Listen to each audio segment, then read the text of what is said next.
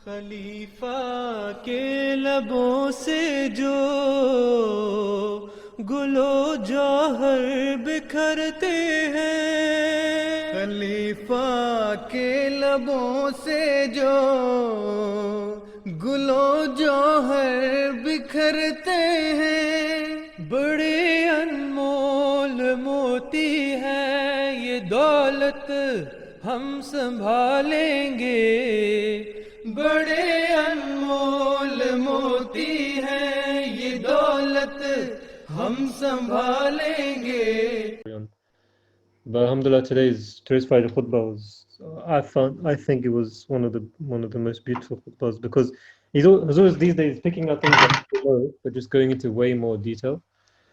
And today Huzur spoke about Hazrat Bilal, radiallahu anhu. And one thing which I want to pick up on is, which affected me, was when he mentioned about when the people went to Medina, and during that time there was loads of malaria, and the people, the Muslims, were saying, we wish we went back to Mecca and all of these things.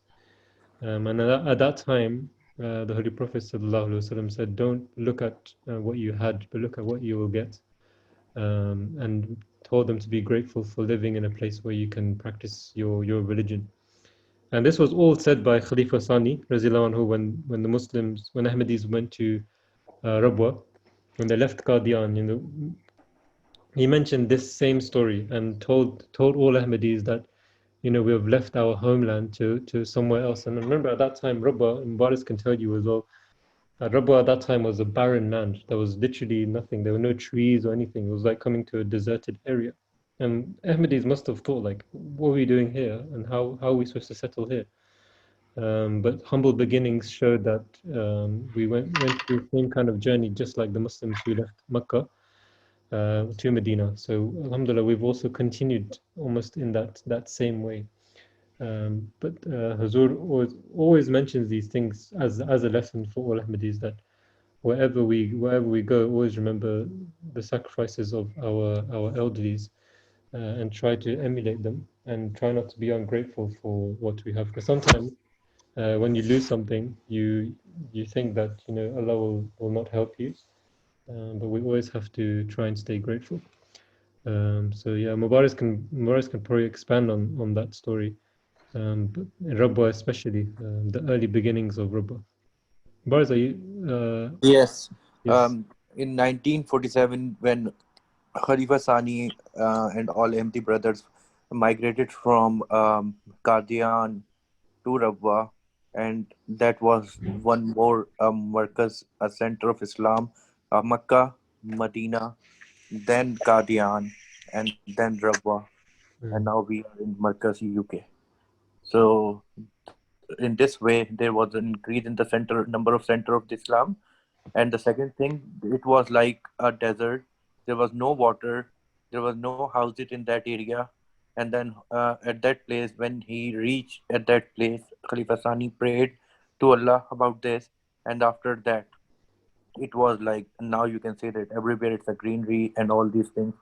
So it's only the barakat, as Huzur mentioned, every khutbah, every address, that it's all depend on the dua, and these are the barakat dua. These are the proof of the barakat dua, and as Khalifa Rabi mentioned, the best weapon for Ahmadi Muslims are dua. So this is a thing. This is due to the this is the proof of the true Jamaat, and the you can say that Sadakat Hazrat Masih Maud as well, that the followers of promised Messiah will not left alone. So he was like under the support and the safeguard of divine. So that's what I know about it.